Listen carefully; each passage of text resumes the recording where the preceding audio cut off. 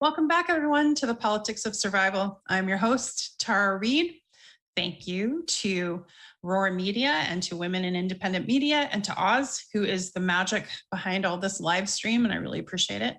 So, as with live stream, and we have guests, some things happen, and our guest is delayed.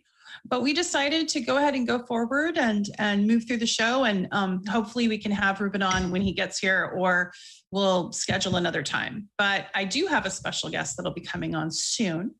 In the meantime, I wanted to talk to everybody about, there's just been so much going on in the world.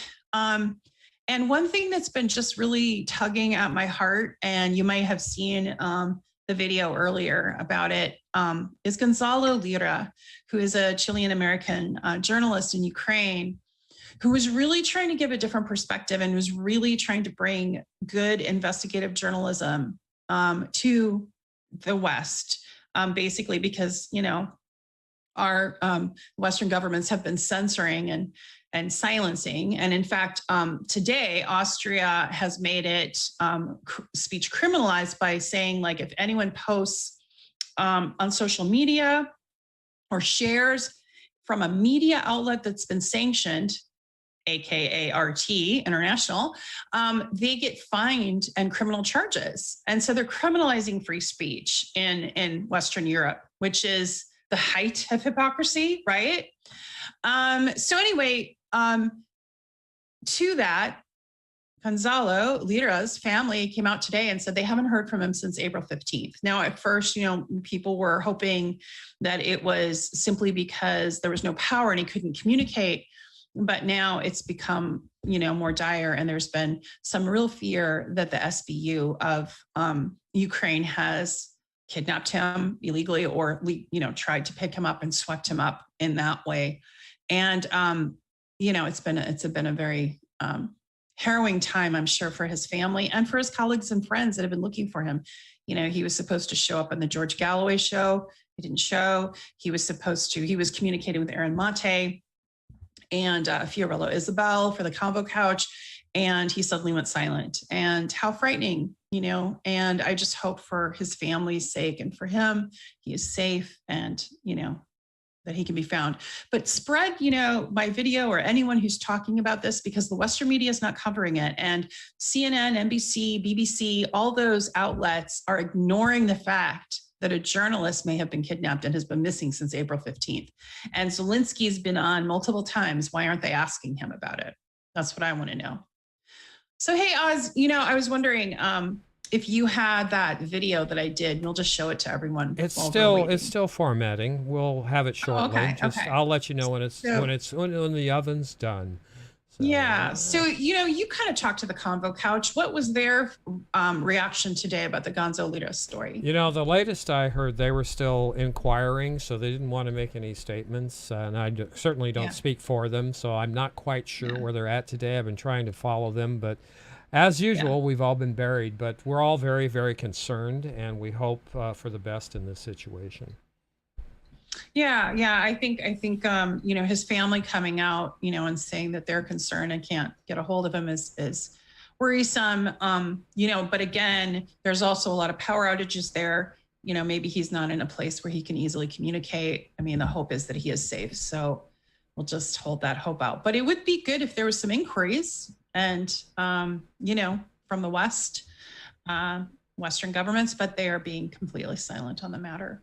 And you know, I mean, the other thing that's really stunning too that's been going on is just the censorship and deplatforming of so many outspoken war and anti-violence people. So, but anyway, I wanted to talk about all of that, and I'm going to bring on an activist who uses music to heal and to send a message. And he's someone I greatly admire, and I sent him a message a few minutes ago and said, hey, Jesse Jet, you want to be on the show?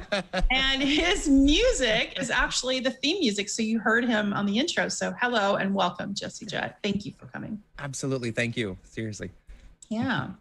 So you heard me talking about, Gonzalo Lira. So I was wondering what your thoughts were on the matter.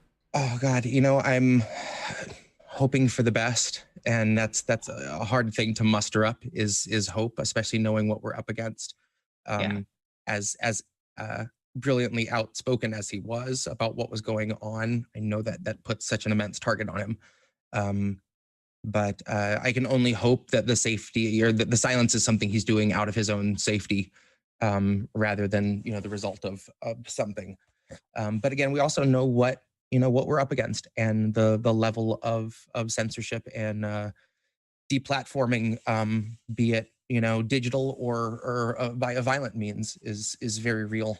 So I am not a religious person, but in as much as I pray, I am praying and putting everything I can into the universe that he's okay and that we hear from him soon. So Yeah, really. I mean, it's been a really challenging actually, it's been a challenging few years. It really has. I think as citizens, we've been just seeing throughout the Western world, we've been seeing our rights just be chipped away at, and more dire things happen when, and he was very outspoken. His last tweet was very outspoken against the Western Empire. And it was like, And you could tell he also knew what he was, doing with that, and that the risk. Because he said, if you don't hear from me in 12 hours, add me to the list. Yep. I might be on that list. Yeah. Mm-hmm. And that's a really, that says it all.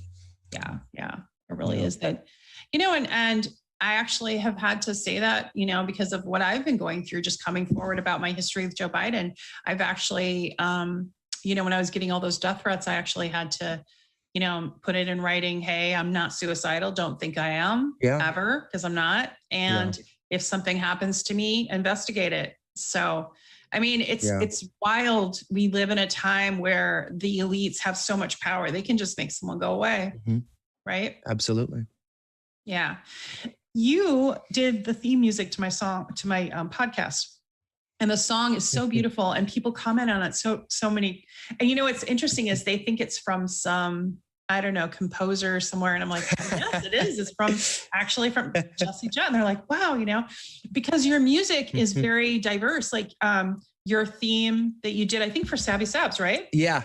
Yep. That was a fun one. That was a very fun one to make. Yeah. Like mine's a little more like kind of, because I sent you like a bunch of samples of music, and I kind of like the direction. And that's what was so fun, is that that was the first time that I was asked to compose something, that it wasn't just, can you make a song about this subject, or can you shred this journalist or whatever. It was, you gave me a mood that you wanted.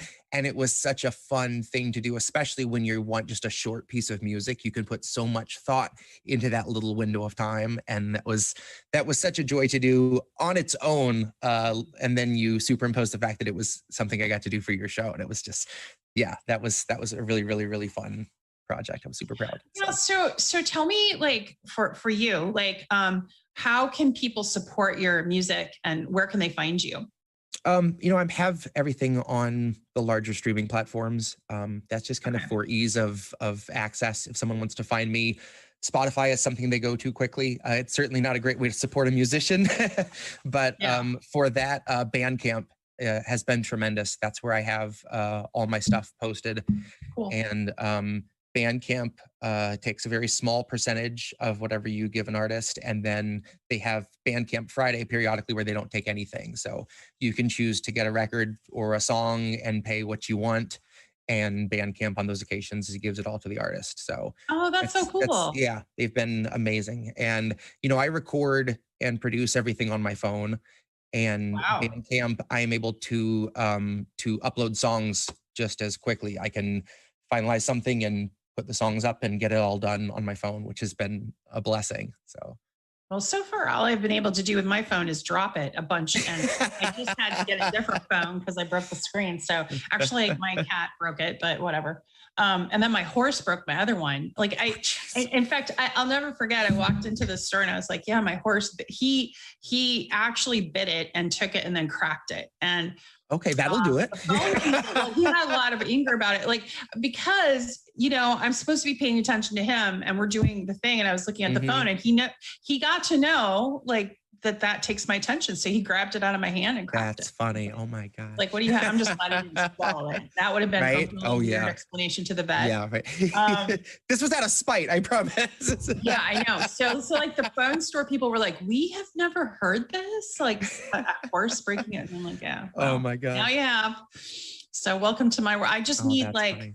I need everything in technology wise in bubble wrap because Mhm. I'm like, I break everything I'm near. I don't know why. Yeah. So, I just have pets. You know. Yeah, I have 2 cats, so there's just a constant level of chaos to be expected. Oh, and yeah, my cat that knocked it over, he was trying to get to a cup of water that he was knocking over. And so he knocked it over. So it was like a Whole double chain whammy. reaction, like, right? I'm going to knock over that and that. And it's like, Yep. oh, okay, cool. You got my attention. Mm-hmm. Well, especially, my son's toys are usually about, and that's putting it mildly. And sometimes one of the cats scares the other cat, and it sets off this like Rube Goldberg machine of just one thing after another through the living room in a chain reaction. That's fantastic. So Oz, I was wondering if that video is ready. Okay, there you have it. Well, that's interesting. So it happens to all of us. It's from the YouTube link. I don't know why that wouldn't just pop right up, but yeah, it's the YouTube link. Yeah, it's right, and it's the one I shared on Twitter. Okay. So anyway, so back to you, Jesse. What was the last? Because you're really active in different communities. Like you're an activist with Medicare for All and for Assange. You've been very outspoken. And so, what was were you in DC? Were you able to make that trip, or were you? I wasn't. No. We had a few different family and home things kind of pop up that it just wasn't, unfortunately, a good time for me to go. Right. But that's all the more reason that I have to make the next event. Yeah. But yeah, my actual first time getting to be out and perform at a protest or an event was last summer for Medicare for All. And I've performed my whole life. I've been a musician out in bars and clubs and whoever would book me since about 14. But that was the first occasion I was getting to do something that was political, that was a piece that I was so passionate about, and getting to do it for a crowd that knew what they were in for, and that's what they wanted to hear. And that was just the intersection of all those things, and it was just such a eureka moment for me. Like, that's exactly what I'm supposed to be doing. That was a really, really tremendous experience. Well, you've been a supporter of mine. I mean, you've watched me go through a lot through the last couple of years. Yeah, that's putting it mildly. Biden has been president, and you've been just so steadfast and such a great, I just have to say thank you for being a great friend. And I've been on Missy's show. You've been on Missy's show. We've been on there together, Seriously. and we've gotten to know each other through that, and through, of course, Medicare for All and that activism. But you also wrote a song for me, and I love it. So I did. Yeah. Yeah. Would you mind doing it, or just a portion of it? I would love to. Yeah. In fact, I was talking to my wife the other day about that piece, and I said, whenever I get to do Tara's show, I'd like to do that. I can play and perform most pieces. This one, my brain cannot do the guitar and the vocals. It's not possible. So I would love to just perform it as a spoken word piece, if you don't mind. Yeah. That's fine. Just go. Do your creative thing. It just really cemented for me when I was writing this, how far I've gotten to come with having a platform to say what I'm saying, because I was able to reach out to you once I'd started it and say, I'm starting a pretty lengthy piece about you and what you've gone through since coming forward. And when I'm finished, I'd like to have you proofread it before I put it out. And to be able to reach out to you and have you get back right away, that was really, again, very, very meaningful. So yeah, thank you. Well, it was meaningful to me that you even asked my opinion, and I just loved it. And as you and my Well, you've been enthusiasm. through enough surprises, you know. I Yeah. feel like you're Like I didn't need another owed surprise. that, Yeah, I so. know. You're right. Like I'm not into surprises. And you know, I am not one to censor, but if there had been something you didn't like in there, obviously I would have taken it out, and I wouldn't do that for many people. So You're so nice. Okay. but Yeah, well, I'm anti-censorship, so I believe, Right. We got to be heard. Hey there. Sorry. Oh, hey, there he is. Sorry. Hi, Reuben. So this is my guest, Reuben Langdon. Before we get to my guest, Jesse Jett is here, the musician. And Jesse, go ahead and let's do that song. And then if you don't mind, we're going to have you back on Monday. I love it. You're going to be doing a full show, and it's going to be all about you. I'm so excited. Okay, so yeah, Reuben, you're just joining us. This is a spoken word piece that I wrote for Tara. This is called Read Between the Lines. Okay. Legend says that Hercules swept Cerberus right off his feet and effortlessly set him down as softly as a songbird. Atlas kept the world upon his back, and every day he wondered whether he could stand it any longer. And Tara Reid came out to say the man they tried to label the messiah of morality was really just another rapist. And I don't intend to hesitate when asked who was the stronger. Tara, like Assange, knew that carrying the truth would be the hardest labor. Tara knew that her assailant wasn't going to make us any safer, and knew he's just the type of man to hand a decent foreign leader US-printed walking papers, and knew he'd be relentless and aggressive in the war he'd wage upon her very character, that his attempts to weaken and degrade and embarrass her would be her only compensation. But I strongly doubt that anyone could ever have foreseen the stream of hate that came from quote-unquote progressives and the self-styled titans of survivor advocation. So if you really think there's something to be gained out of sharing your pain with the world, then you are sorely mistaken. The Biden team just dragged their feet addressing Tara's allegations until they had a decent list of smears, and then they aired them out on every station. And it turned out no one wants to hear the truth of who they praised as being worthy of such bloated liberal celebration. No one wants to really know the person they've so valiantly defended, even when it meant they had to gloat and shit all over someone braver than they'd be if given the occasion. And now cue the faceless comment squad invasion. Cue these fuckers crawling out the woodwork to come analyze the way you wore your hair and what you wear, like your appearance waives your rights, or like somehow you're the reason for your situation. Somehow they've decided you should bear responsibility for what such monstrous men insist on doing. Somehow they're deluded by the empty, hypocritical, and useless fucking platitudes that bastard keeps on spewing. And I think it's very telling that the best of your excuses when you try to come and justify our president's abuses is a hearty "but Trump." In which case I'll remind you that you never saw the news attempt to sell you Donald Trump like he was morally upstanding or a decent human. But when Joe says something bigoted or ogles someone's little kid, then CNN says, "Isn't this refreshing? Biden's like a mix of JFK and FDR with all the finer parts of Harry Truman." And Christ, I know they don't think we're the brightest, but at least pretend we've got a couple lumens. Ask yourself if you have ever questioned what they fed you, or do you just shut your eyes and then consume it? Now ask yourself if you ate every one of Biden's lies under the guise of harm reduction and the promise of a slight improvement. And now imagine long ago that Biden chose to show you who he really was by traumatizing you for his amusement. And now imagine that you watched him touch a Bible with those filthy hands and then assume the power of the highest seat in all the land.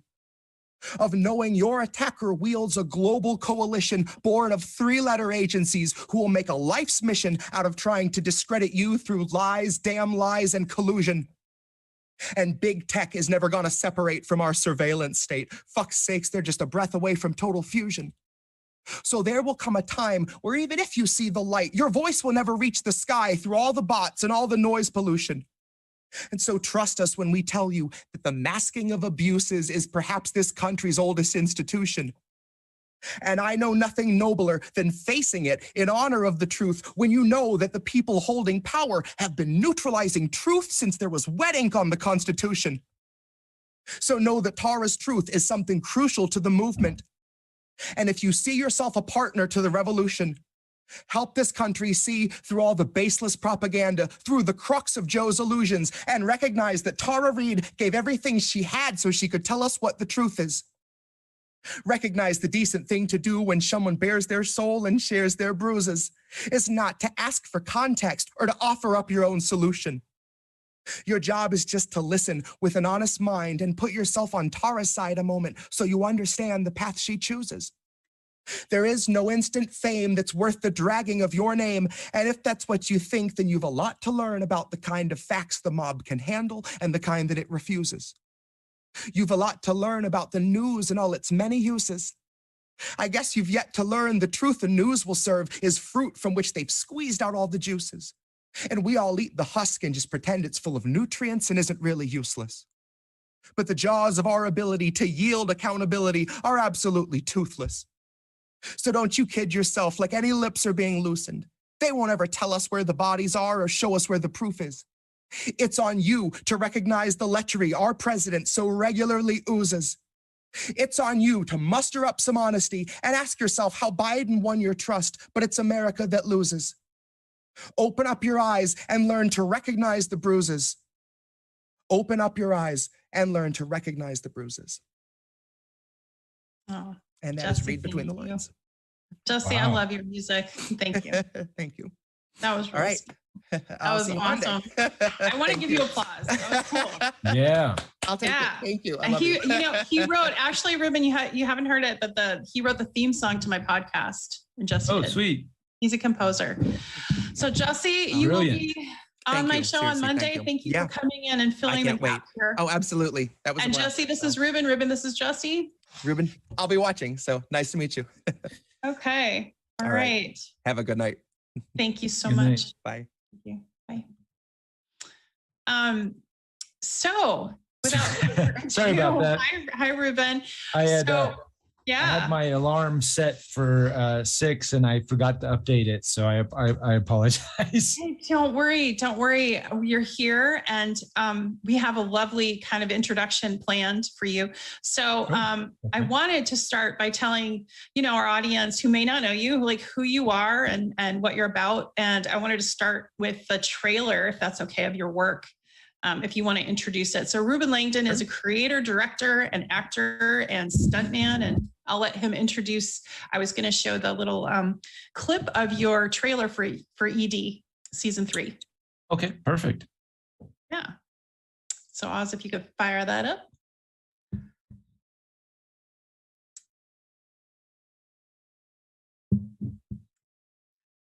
And here we go.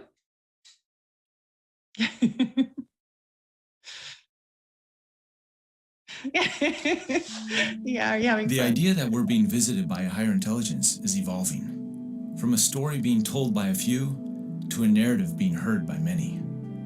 Does it mean we have definitive proof of a higher intelligence? Some say we do. My name is Reuben Langdon, and believe it or not, I interview beings from other dimensions, extra dimensionals. I'm not psychic, nor do I have special powers. I'm actually just like you, curious.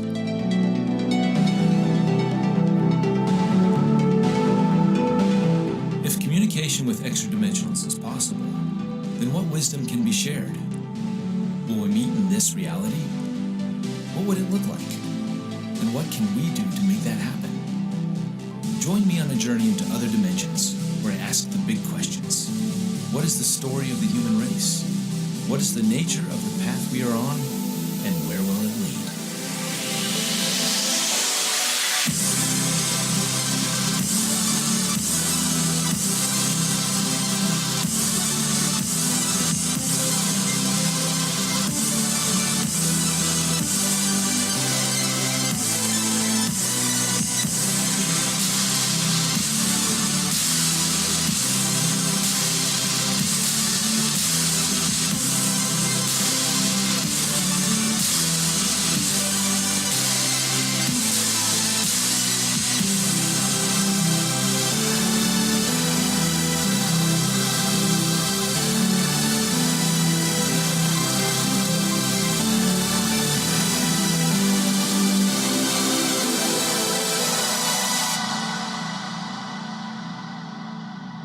Ah, there we go. I love that intro. to your season of Extra Dimensionals. Could you tell the audience a little bit more about your journey with that? Because that is just, it's a really, I love that show. I watched both seasons and some of season 3. So it's been a journey. I started back in 2014 with my first interview with Wendy Kennedy, and yeah, it never stops. It seems like there's this constant learning, constant peeling off the onion layers.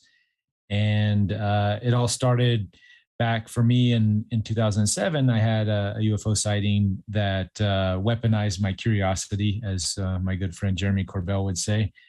And from there, I dove deep into researching the ufology and, the secrecy and what's going on with the government. And I got involved in 2013. I produced the Citizen Hearing on Disclosure, which was a 5-day mock congressional hearing in Washington, D.C.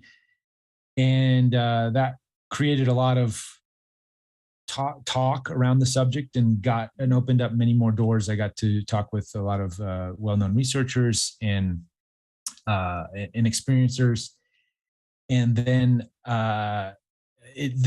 everything fit together, but not quite. There was a lot of missing puzzle pieces, and then and it was when I started really diving into the spiritual side of things, talking to Native American elders and indigenous, researching indigenous cultures from around the world, and different legends and lores, and ideas of Atlantis and Lemuria, and then discovering the mechanism of channeling and how people can interact and bring through beings from these other dimensional realms. That when I started doing the interviews with those people, who oftentimes were experiencers as well, then the pieces of the puzzle started to really fit. And for me, that was just my journey and it still is going. I'm still ongoing. I try to look at everything. I look at the physical evidence that we have lots of now. Obviously the government disclosures are a big part of that as well. But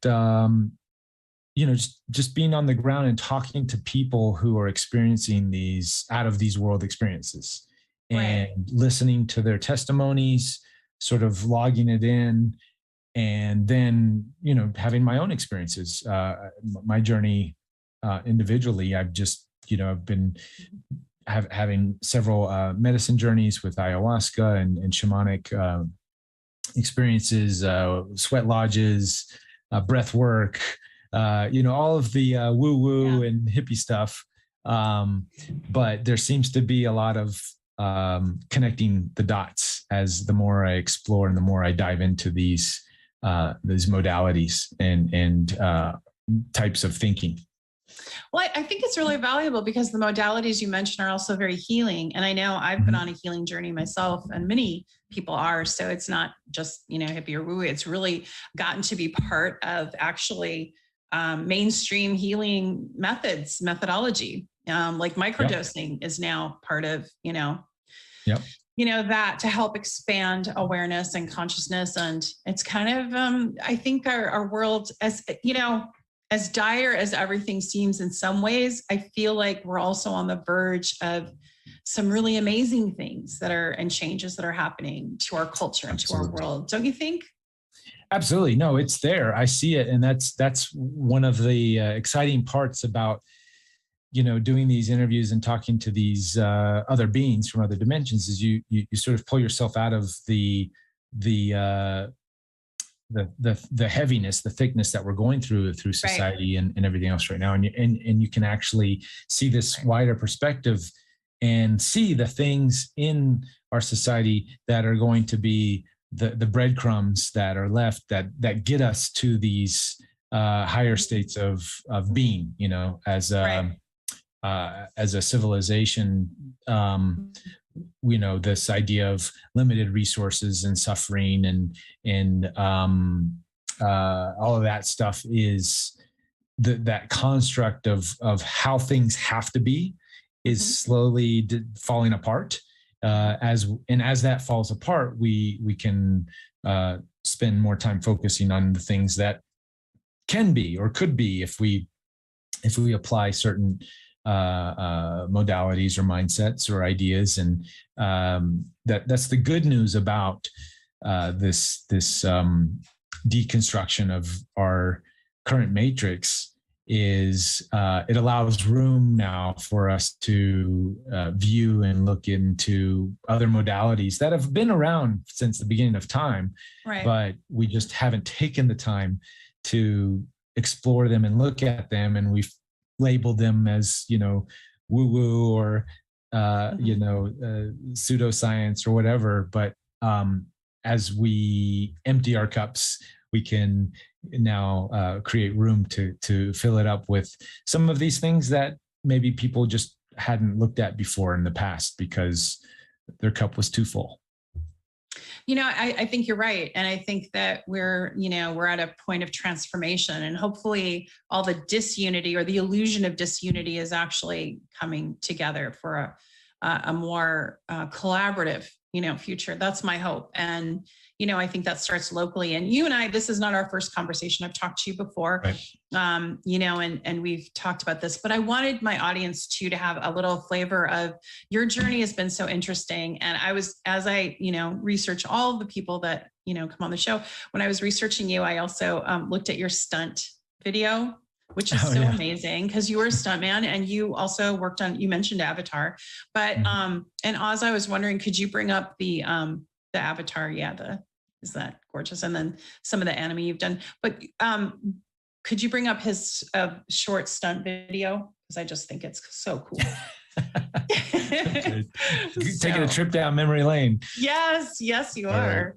So here we go. So we're just going to play a little bit of that. So thank you. Okay, ready, and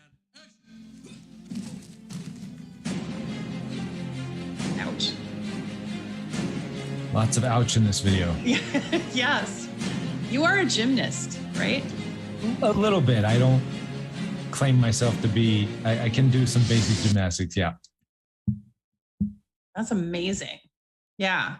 Okay. Like I mean, yeah. Oh, Here's showing more. Some more stuff. Look at those kicks. Look at how high your kick is.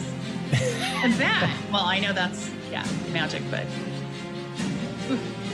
A lot of wire work involved. I worked Really? in Hong Kong with Jackie Chan and So cool. other folks. So. And you mentioned that you loved working with him, right? Oh yeah, it was a blast. Yeah. And it prepared me for my work on Avatar. Yeah. Oh, everything led you to that moment, right? Yeah. Right here. Oh my gosh. And I like the way you show, now that to me looks like a gymnast. Yeah, I definitely have some gymnastic skills, but I mean, the true gymnasts these days are just out of this world. They're insane. Yeah. I'm a late bloomer. I started gymnastics when I was already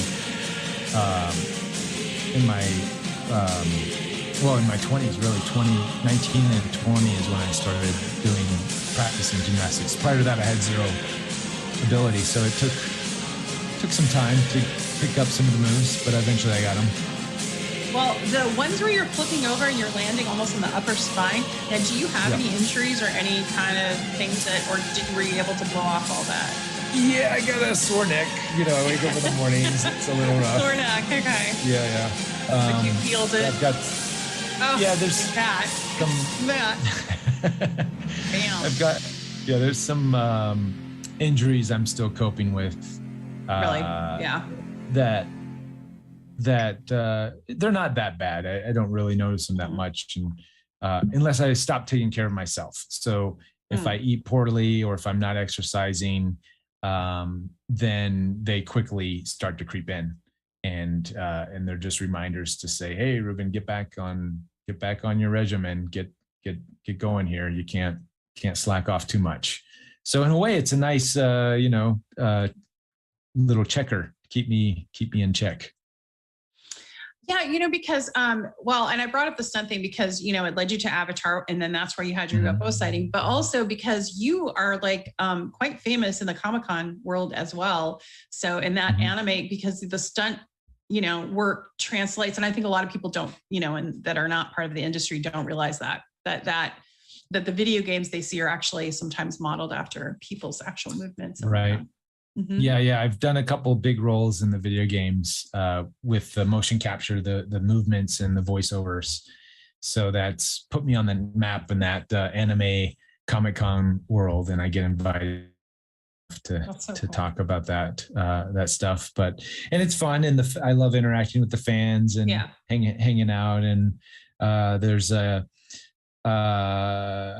curiosity and an innocence with that group that nerdism, that was me, when I was that age. I was definitely, and I still consider myself a nerd. I still am a nerd. Yeah. So I will always be. Yeah, exactly. So I guess unlike most nerds, I ended up luckily I ended up in Japan and started studying martial arts and got beat up and learned how to actually be, a physical, like I thought, wow, this is just stuff you can do in the movies or is only supposed to happen in the movies. I didn't realize I could do it myself. So that's my message whenever I go to the conventions. I was like, hey, nerds, you can be a cool nerd. You can be a jock nerd. And you just have to focus your energy and you can do it.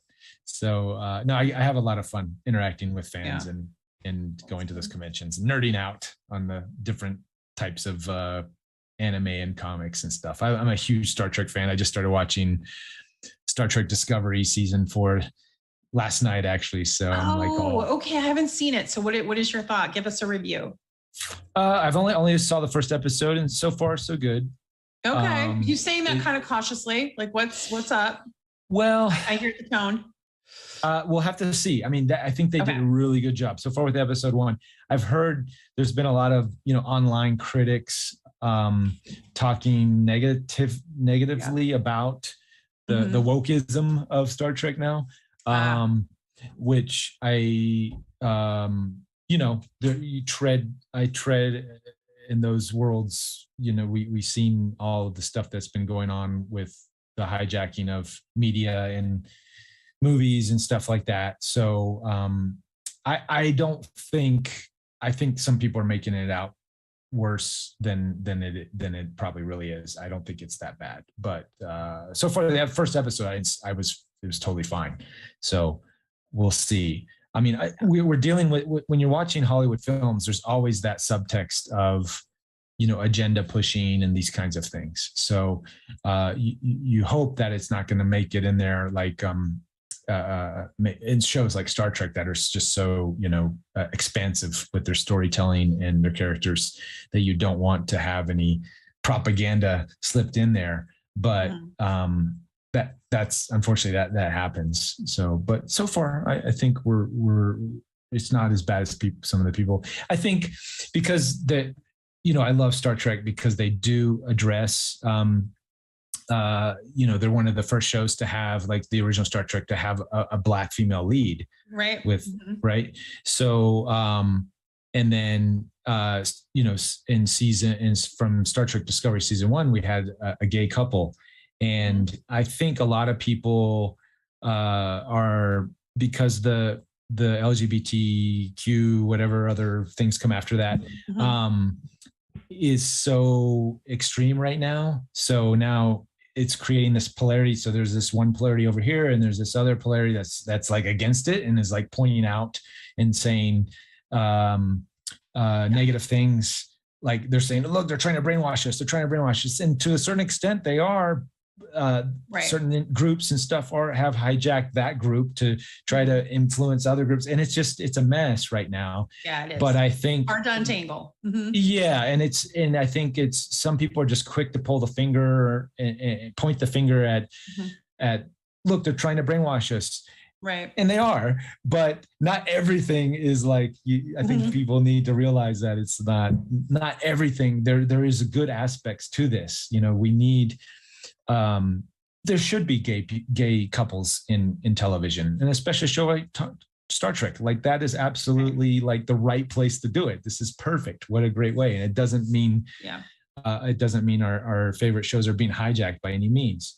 No, I know. I think what people are referring to is just like maybe the constant sort of sanctimoniousness of certain messages, not that one, but like other ones where trying to tell you what to think. But did I ever tell you that I met Gene Roddenberry? No.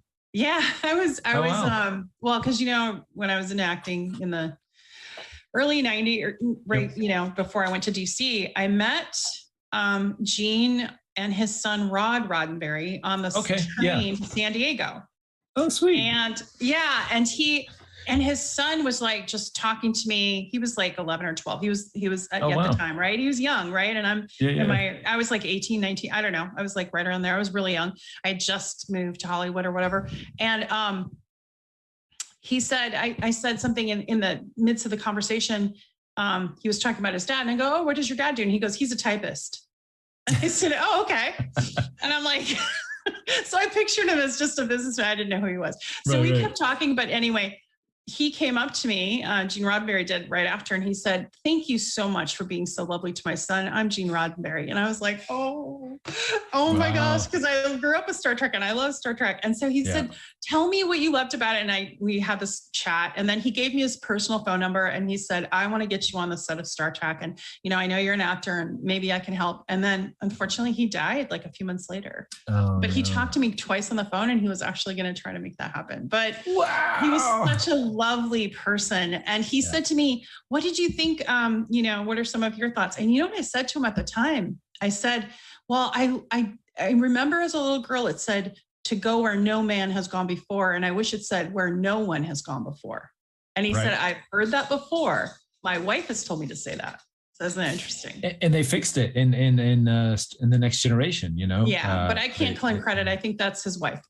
Okay. Right. Well, you were that extra voice. But I doubt I had that much of an influence. I think it was his wife. But you were the extra influence to make it happen. But he talked about his wife in such loving ways. She was the actress who played the nurse, I think. Oh, was that in the original Star Trek? Yeah, in the original Star Trek, that's his wife. Yeah, and she actually, he told me that she had made a list of people she wanted to meet, and he was on the list, but towards the bottom. And then they met, but then they fell in love. And so I think that's a wonderful story. And they had a very happy, healthy, fun marriage. So that's good to hear. So anyway, that's my Gene Roddenberry story. So. Well, very cool. Yeah, it is truly a remarkable show, and the concepts and ideas they're always sort of ahead of their time with other shows, right? And I feel Discovery is always Star Trek Discovery is in along that lines, and and even now it continues to do that. I'm excited for Picard season 2 as well. And I'm just a big fan of all that stuff. So I don't know how did we get on the Star Trek thing? Well, it's just a natural flow, right? It's a conversation. So, but you know what? I wanted to bring up. In fact, Oz has it keyed up for us. But I wanted to talk about UFOs have been in the news again. They've been in the news intermittently a lot lately because of the release of the files. But I wanted to show this clip and just get your reaction. And this is from CBS, just I think last week or the week before. So. Without further ado.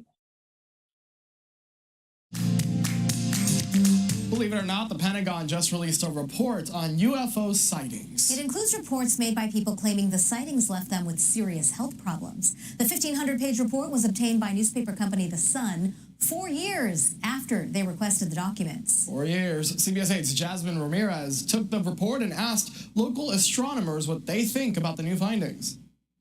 That's right, and my biggest question for the astronomy department here at San Diego State is whether the report gives any confirmation that aliens might exist. Imagine looking up at the night sky and being left with nerve damage or feeling an electrical shock. These are a couple of the UFO-induced effects in the Pentagon's report. My first thought was this was kind of the first time I've seen something in any way official coming from the government that talks about things like this. Douglas Leonard is an astronomy professor. He held a stargazing party Thursday evening, where he gave one explanation of what a UFO sighting can sometimes be. It's on a crash course with Rigel. It's going 18,000 miles per hour. Most people looking at that would say, I think I've just seen a UFO. I've never seen anything like that. But then 1% of us know that's the International Space Station. And every few nights, it makes a pass like this. His students say the Pentagon documents led them to more questions. We still don't know if it's just another country's like super advanced, like, airplanes or stuff that we can't detect. The report does confirm the incidents were accurately reported, and medical data was collected. Some people reported paralysis, perceived time loss, and marks left on their bodies. It leaves scientists scratching their heads. These things just remain sort of mysteries, and you investigate it, and sometimes you just never come up with a good answer. And if you think that you had a UFO sighting, Professor Leonard says it could have actually been the planet Venus, which has a glow that is often mistaken for alien spaceships. Reporting here at San Diego State University, I'm Jasmine Ramirez for CBS 8. All right. So Reuben, what's your reaction? Yeah. I'll give you mine in a second. Yeah. So I saw the news when it came out, and the good news is the news is coming out. So the good news is that people are. It's just another nugget for people to have the conversation. Right. And every time people have the conversation, it creates more awareness and more curiosity and more interest in the subject matter, which for decades has been shunned and shamed and pushed into the woo category. So now people, it seems, most of those people there, the younger crowds and stuff, they seemed generally interested as opposed to pushing it away or throwing it into the tinfoil hat basket, which, just 5-6 years ago would have, anything like that would have been probably immediately been followed by X-Files music and somebody wearing a tinfoil hat so, these reports, the news reports, I should say, it's ongoing. We're constantly getting new stuff. However, they would tend to just skim the surface as they did. And when faced with the actual real, if there was any real reporting going on, as opposed to just the sort of, how is this? And then, talking to an astronomer and, Venus and the, satellites, it was more of a debunking show. Like, don't look over here. There's tangible evidence. Yeah. There's definitely a slant. And and you notice how the media only picks out from those reports about radiation, burns, and even negative things. And even unknown pregnancies was, I think, also came out of that report, that some people reported having pregnancies after a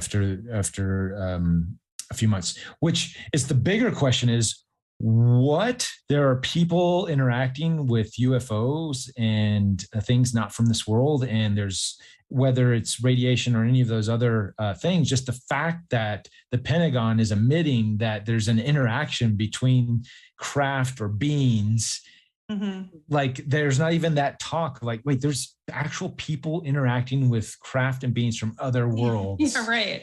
What? Mind blown. It's just, let's forget all that and let's just go straight to the negative, like, radiation, sickness, abnormal pregnancies, and it's such a bad thing. It is a Pentagon report, so it is a Pentagon report. But still, the fact that the local news is just not being like, wait a minute, stop the press right now. This is like some of the biggest news to come out of the Pentagon ever. And it's just being blown away as, maybe it's Venus. But Tucker Carlson did a segment on it as well. And his was kind of, similarly kind of structured. But like for me, well, I was joking with Oz that that I was believing it until it became a Pentagon report. And then once it's a Pentagon report, you're like, okay, well, what are they up to? But I'm just kidding. Right. That's me, my the hat. The report's probably genuine, and it is. And the based on, based on skewed optics or skewed views of what reality is. Mhm. So you're dealing with the Pentagon, which is a defense organization that is always looking for a threat in everything possible.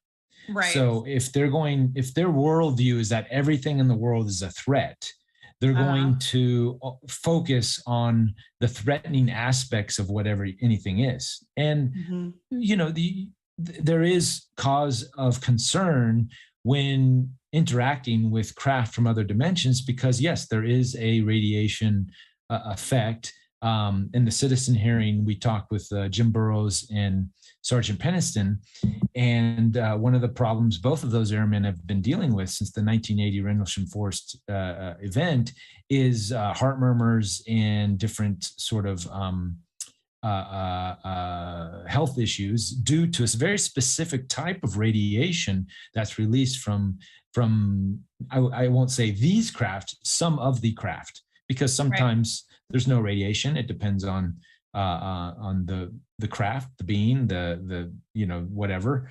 But there is a recognizable radiation that is released, and in fact, because of the hearings, Sergeant Burrows was able to have the specialized treatment he needed, because there was somebody in the audience that worked on black budget programs that knew about this type of radiation, that was able to connect the dots and get him the treatment he needed to sort of put an end to the heart murmurs. And wow, luckily, that's wonderful. Luckily he's still alive today.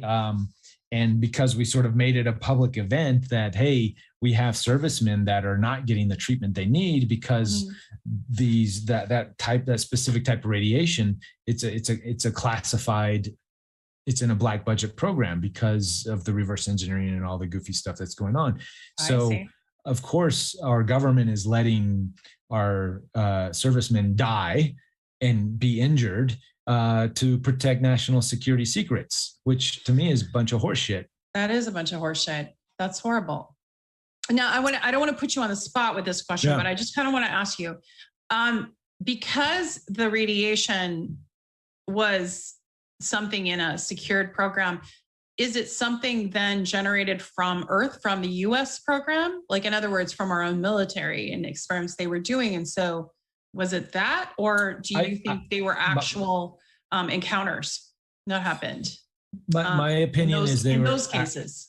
And I think the Rendlesham Forest was an actual encounter, and there's been several of that type that our military has been researching. Obviously, the Bob Lazar testimony, the reverse engineering of craft of many whistleblowers that have come forward that have talked about recovered craft. Edgar Mitchell, on his many of his testimonies, he's talked about how our government or aspects of our government have retrieved craft and have been reverse engineering and studying this material science. So I think as we recover and retrieve and study, then our scientists at certain levels, these are very compartmentalized, higher echelon groups that have access to this information, and they know how it affects people, and they know how to treat people who have been affected by it, because they're in that realm, in that zeitgeist for a long time. So our normal sort of public domain group of doctors have no idea what they're dealing with when they go into these situations. Yeah, that's intense. And I mean, in all of the work and research, because I know we didn't talk much about the public hearing, because I know, you moved on from that and did your series with extra dimensionals. And could you talk a little bit about that sort of, there's sort of this thought, I want to set this up so my audience can understand where I'm going with this. There's sort of this thought that the only way is through three-dimensional or just contacting, in-person aliens, but there's another possible way of communication, and that's what your show explored. Could you talk a little bit about that?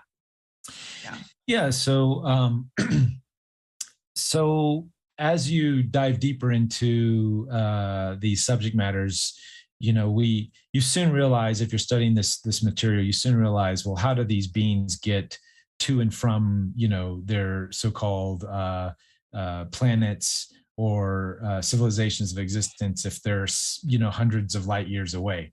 Right. And you soon realize that there's got to be a different type of technology or mechanism in play there. And then you soon realize that the mechanism is, in fact, that we are aware of now in our reality. That mechanism is intention or thought. And thought and intention go beyond space and time, the limitations of space and time. And space and time and is just a construct that we carry with each of us individually and collectively because of our number of rotations around the sun, and every day and every month and every year. And we've sort of been born into this reality of what is reality based on our understanding of it. So as you dive deep into the intention experiments over the years, from the SRI military remote viewing projects to that have been declassified, and we can review that data and those studies through EEG machines and different studying of different data, brainwave data, alpha, beta, delta, gamma, theta. And then we can see that at different levels of consciousness or different states of awareness, people experience different things, different realities. And that's I believe getting us closer to those types of studies, or getting us closer to understanding how beings from other realities can kind of come and go. And that was one of the reasons why I called the show Interview with Ed Extra Dimensionals and not Extraterrestrials. In fact, when I interviewed Wendy and the Palladians, they sort of suggested that name because they said, moving forward, you guys are going to understand that we're not really ETs, that we're more closer to the idea of an extra dimensional. Oh, look at that. Yeah, that's really cool. Because we only have the concept of the three-dimensional reality, right? So you're talking about fourth and fifth. Fourth and we're kind of in fourth dimension, and beyond, and kind other. As we understand time, we're in a very linear, narrow linear construct of that idea. So as we expand, and we're developing things like time crystals and nonlinear, matter, non-equilibrium matter, I think is what the definition of time crystals. We're realizing that the idea of time is more fluid than we had perceived before. And then as we're playing with gravity waves, now that Bob Lazar mentioned gravity waves back in the 1980s, and now just recently, past couple of years ago, we've proven that gravity waves exist. And as we play around with these ideas in our regular world physics rooms and things, these black budget programs have been deep into these things for many, many years, and they're far further along than most of humanity is. But we're getting there with our universities and different. Well, and some of it is part of our lexicon and part of our healing modalities. Like, for instance, you were mentioning theta beats. I mean, if you have PTSD, it's a technique to use those with music, with hypnotic music, to help with calming. And then also students use theta beat music now to help them study and concentrate. There's a lot of these modalities are being integrated. A whole slew. There's in one of my upcoming interviews, I interview Bill Scott, who's the creator of Brain Paint, And that is a neural feedback machine that helps with learning or getting over addictions. And he's is more recent. He's created an AI, a very sentient AI, using fractal-based math. I mean, we have through these technologies and frequencies and everything else, we have everything we need to sort of fix the planet. And going back to that earlier conversation, that's where I try to put my focus on, are these sort of nuggets of information and science and technology and mindset modalities that can get us closer to the vibrational frequency of where these higher beings of higher civilizations are sort of coming from and exist. So they come through these channelers or through meditations, and they give us a glimpse of like, hey, you guys are going through some rough times down there. If you try tweaking it this way, this thing this way, or doing this way, then you might be, try that and see if it works. And sure enough, since I started the show in 2014, I've really been applying a lot of these modalities and ideas to my personal life. And I have to say, they've been working. I mean, it could be just stroke of luck, but I don't really believe in luck as much now that I understand how it all works with synchronicities and energy and vibration and frequencies. Well, that's amazing. That's why I love your work. It's fascinating, and there's a lot to learn. And hey, Oz, I know that there's been like super chats and chats. Have you seen any, or is it kind of quiet out there? Okay, cool. Okay. So I wanted my audience to be able to get in contact with you, Reuben, if they wanted to. So what are ways that they can find some of your work and so on? Probably the best thing is interviewwithed.org. It's all one word, interview with Ed. And there we have a whole slew of information showing the show, obviously links to the show. Season 1 and 2 are on the Gaia Network. Yeah. Season 3 is only available on Vimeo. I suggest everybody watch the Vimeo version, because even season 1, 2, I went back and sort of did a remaster of both seasons.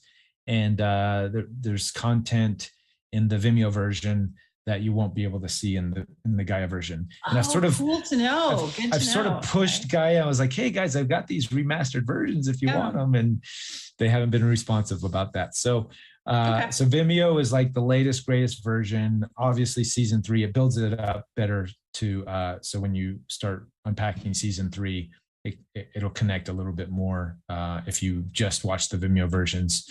And then I just launched last week, actually, my new membership page, which we're creating a lot of fun new content just for that section.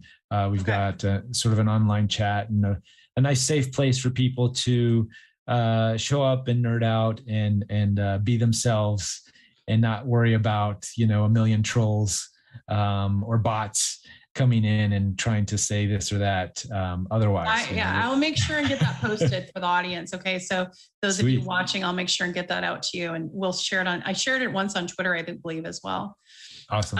Thank you. And then I wanted to you and I have some synchronicity about censorship too, because we're both very anti-censorship and outspoken about it. And, as you know, last time you were with me, we were on RT. Yeah, that's right. RT got censored. And now today, Austria has just made it criminal if anyone shares RT or other sanctioned media. Yeah, they criminalized it, and there'll be a fine and a criminal penalty for sharing any content. So I spoke out on RT International. I don't know if you'll be able to see the interview, but I spoke out, pushing back against that censorship and the technocrats kind of like controlling the message, and how we need, that they're sowing division where there is none, right? And that it's an illusion, basically, of division. So, well, that's one of the big parts of Web 3.0, and blockchain technologies, and where we're headed with all of that is truly. I have several friends right now working on decentralized social media platforms, right? And as Elon was unsuccessful with Twitter so far, But we'll see where that goes. But if anything, even if he's unsuccessful with the takeover, it still shows and that puts the message out that, hey, we've got a major censorship issue with all of these social media platforms. And so moving forward, we're going to have to find alternatives. And there are, quite a few on the out there, but nothing is I'm on really Rockfin, Rumble, all of that. Yeah, Odyssey. It's nothing's really sort of stuck. They seem like you have to be on many to sort of get the gist of what's going on. Right. So, but I think once we get Ethereum 2.0 and Web 3.0, I think we're going to see already there's a ton of innovation in these sectors. And I'm a big fan of the crypto space, been following it since the beginning, because I feel like that is also one of the major technological innovations that will help humanity move through this major transition and get us sort of to the next level of sovereignty and independence and ownership of our money and no censorship. Yeah, I agree. I'm looking forward to us moving in that direction as well. And one story I wanted to bring to your attention, I've tweeted about it like just recently, and I wanted to bring it up now. I don't know if Oz still has the picture but Gonzalo Lira is a Chilean American journalist who was in Ukraine and he was trying to do investigative reporting, and he was doing it, and he was supposed to show up. And I think Oz just put up there he is. He was in contact with some of my colleagues from RT. He was supposed to show up on George Galloway's show. George Galloway's show is now standing alone. He's no longer with RT because it's been censored, but he didn't show up. He's been missing since April 15th. At first, everyone thought he was, it could have been the power was out, but now his family announced today that they can't find him. And there was concern that he was kidnapped by the SBU in Ukraine, and the Western media is not covering it. So if for you and your fans, if you could get the word out, they're looking for him, and hopefully he's safe, and trying to, bring some news about Gonzalo Lira, because he really brought some really good innovative reporting. And for whatever reason, well, we know the reason, CBS, NBC, CNN, BBC, they're not covering it, and they're not talking about it. So that's where the time for independent journalism, the work you're doing is so important, and getting these stories out so people, and ultimately, the system will change when people stop fueling it, right? Fueling the mainstream narratives and they only exist because people buy into it. Right. So the day we as individuals take back our power by following other individuals who are sharing empowering information as opposed to disempowering shills and BS, then we as a humanity can really start to stand in our power.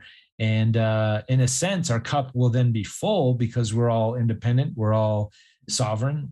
And then what happens when you have a planet full of sovereign, independent beings? Well, then innovation, creativity, compassion, love, this lack mentality is gone. So we're just in the beginning phases of people realizing that, but we've been in this sort of slow, cocoon for hundreds of years of people have just sort of relied on Big Brother, relied on the government, relied on like parental, almost like treating it like a parent, like, oh, mom and dad have that, when it's not true. You have to be active. You have to be active and, alert and engaged. Exactly. And that's been that's just, we're really in this time now where we have the gradation or the variations. I think in the past, we didn't have the internet. We didn't have independent journalists to the extent that we have now. and we didn't have we didn't have this thing to compare it to. So we were kind of just, in the being dumbed down and numbed down, and there's nothing really we could do about it. And we're in this new age now where it's the usual suspects doing the usual game, right? Every time. Every time. But now we have humanity's like, whoa, wait a minute, something's really off here. And I hope our spiritual and emotional intelligence can catch up with our technological advances. And that's the main thing, because right now what I'm seeing around me in America is a lot of lack of in emotional intelligence. And I'm hoping that we get there. But your work, I find inspirational, and I just feel so lucky to have met you and connected with you, because I admire your message, but also I learn every time I talk to you. I learn something new, and I just appreciate that. And I think everyone that engages with you has that same positivity. It's sort of, it's galvanizing, if you will, and hopeful. Yeah. And we need that right now. And one of the things you were doing that fascinated me, if you could just talk for a second, and I think Oz has a picture of it, is you were doing something about the crystal skull. And could you tell our audience just briefly about that project and where it is and where it's not, or what's going on? Yeah, it's ongoing. So there's the picture. Okay. Yeah, it's my buddy Steve is that was in our that was taken almost exactly 1 year ago. So we've been working hard on this project simultaneously as I'm working on episodes for my show and the membership and all this other stuff. But we've got another couple of rounds of filming, and we're hoping to be done this year with our filming for sure. We don't know if we'll get it edited and out by the end of the year, but probably around that time, the end of this year, early next year, we'll see how it goes. But it's been a fascinating journey, and it's really part of, I don't know if you're familiar with the legend of the 12 or the 13 crystal skulls. There's sort of this ancient lore where these skulls have been peppered around the planet, and some have been found, some haven't. And the lore that the indigenous and other cultures have around it is that they'll be all be brought together at the time when humanity needs it the most, or they'll show up, I guess, when humanity needs it the most, and then they'll be brought together, and then there'll be 1,000 years of peace. So it can. Are we there yet? Well, they're still missing, so we haven't found them yet.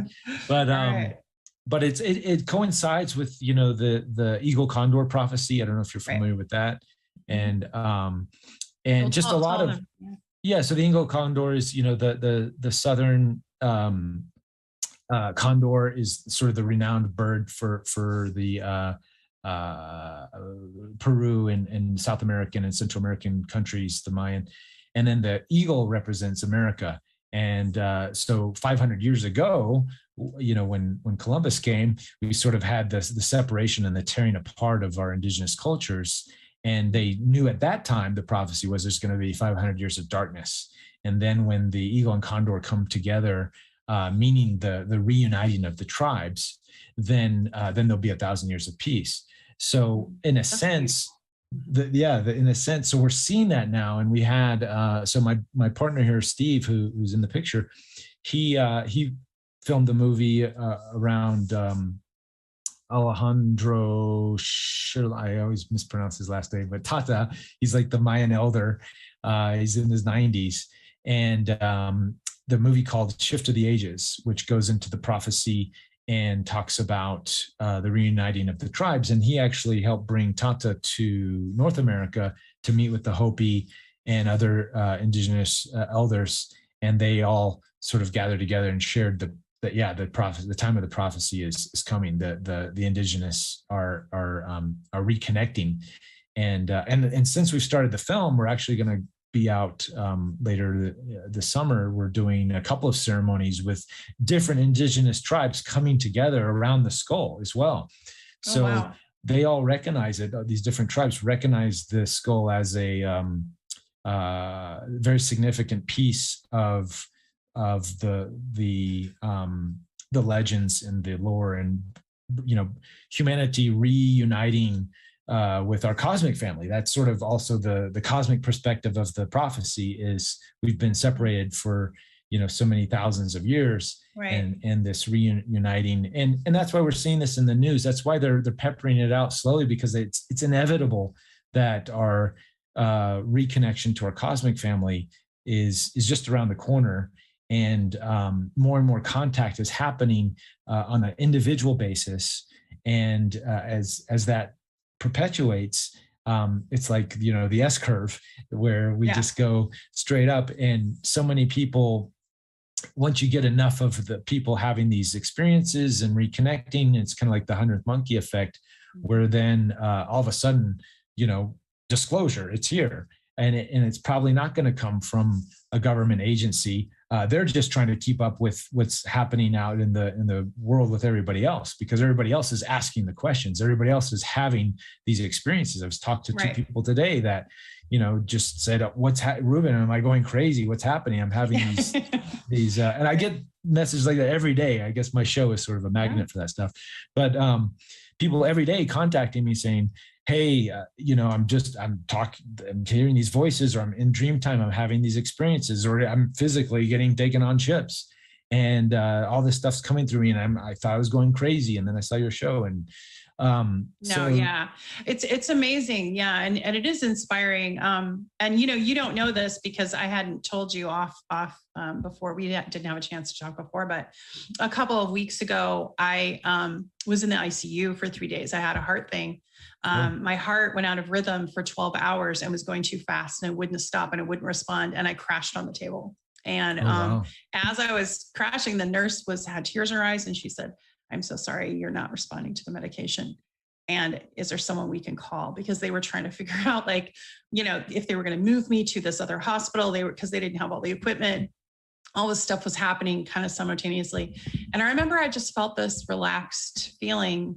And I, of course, directed her to my phone, my daughter, whatever. But also I just sort of had this feeling of peace that came over me, that everything was going to be okay. And my heart did eventually, obviously I'm here. I'm still standing. So it went back into rhythm about 1 or 2 in the morning. I finally responded to medication that they gave me. It was an electromagnetic kind of thing. But that experience, I had dreams days after that. Every single night I had very vivid, very spiritual dreams. And so I know what you're saying. It's been a very so I don't even look at that experience as necessarily negative, because I feel I'm healthy and I feel good right now. And I have, the proper heart kind of regulating thing right now. And I'm hopefully through meditation and because, I've been under some stress, hopefully that will, ease. But the positive of it was that I had some very intense spiritual dreams and healing dreams and connections, with my mother who passed away and things like that. And so talking with you has been kind of that solved, because I feel that spiritual connection. And I think that a lot of us have been going through intense stuff lately. So my was just an example, but it's the timing of all this is, we're all individually being affected right now by this galactic energies, by this shift and everything else. And what we're seeing on the outside is a reflection of this big change, this big shift that we're doing as individuals. Right. A lot of people then they get affected by the outside world, and they say, oh, well, this is affecting me, or that's affecting me. And in reality, it's like, no, we're being affected on the inside, and it's just being projected and shown on the outside. And then we don't have the tools. Many of us do through meditation and whatnot, but many of the members of our society don't really have the tools to put the line in the sand and say that, no, I need to go in and do my work. And all this stuff that's happening on the outside reality is it's not my stuff. If you let it affect you, it becomes your stuff. You internalize it. You reflect, you take it on, you take on that stress, you take on that heavy energy.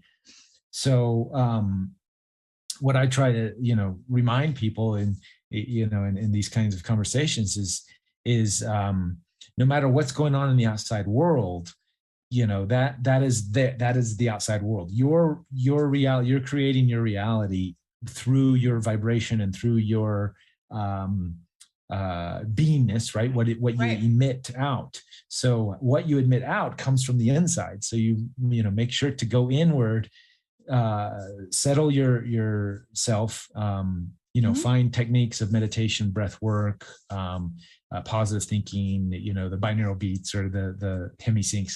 All of these things are helping us, so then we can retune ourselves. And part of our mastery for many of us right now is to, because we can't go into these higher dimensions if we're so easily swayed and we get thrown off our center. So all this craziness that we're getting projected at us is for us, how do we harness that? Because we're moving into an age where we have instant manifestation. Instant in the sense that we'll be able to manifest the things that our desires and our wants and our needs very quickly. And it's already happening. And this goes for the bad stuff as well as the good stuff. So I think you're absolutely right. And it's true. And, like what just happened, what I just mentioned, I just kind of felt like this was a wake-up call. It also allowed me to have some really good conversations that were authentic and not sort of just on the surface, and do some inner work like you were just talking about, and learn to not internalize some of the stuff coming at me personally. But I think others listening in my audience can relate to health challenges being a wake-up call, not necessarily anything terribly negative, but it can also be a positive outcome if you can, survive it and do okay. Because it changes your path a little bit and changes the way you look at things. And that's okay. And what you were just saying, all of those things that you were just saying are so helpful, like meditation and breath work and all of that. And, it's interesting, when I was going through that and until my heart slowed down, I was experimenting with trying to slow my heart down with my mind. And so I don't know to what effect it had. Well, you're still with us. It must have been working.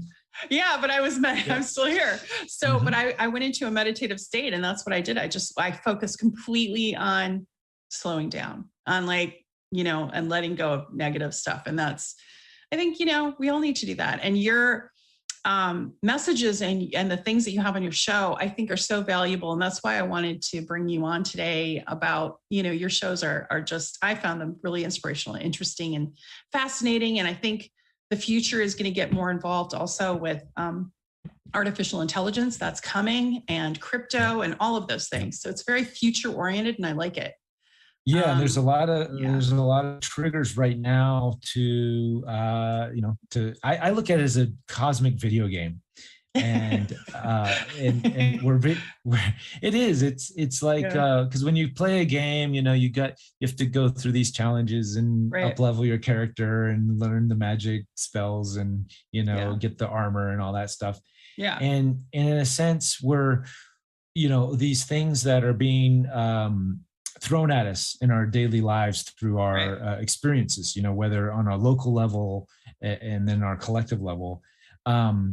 It's really about, just that, as we were saying, the shift of perspective and figuring out, okay, if I come at it from this angle, then maybe it's not so intense, or maybe this perspective, then it turns into a nothing burger, right? Like all of these extreme situations that many people are freaking out over, and the things that do affect us, then I think all of it is affecting us for a purpose, and saying, hey, this is not working. What changes in my life, and sometimes it's as easy as just a small little perspective shift.